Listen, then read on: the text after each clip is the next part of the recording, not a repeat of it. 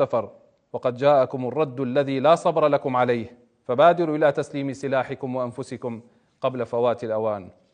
أيها السوريون، قد رأى العالم لهفتكم على بلدكم وحبكم لها وشعور الانتماء إليها، وهذا ما يليق بكم وبأصلكم، فبغير هذا الحب لا تبنى الأوطان. وأني أبارك لقوى الجيش والأمن على التزامهم بحماية المدنيين وتأمينهم أثناء ملاحقتهم لفلول النظام الساقط وسرعتهم في الأداء، وأؤكد عليهم بأن لا يسمحوا لأحد بالتجاوز والمبالغة في رد الفعل،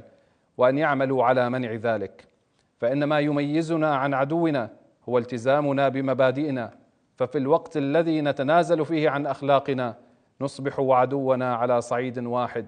وأن فلول النظام الساقط تبحث عن استفزاز يفضي إلى تجاوز يستجدون من ورائه.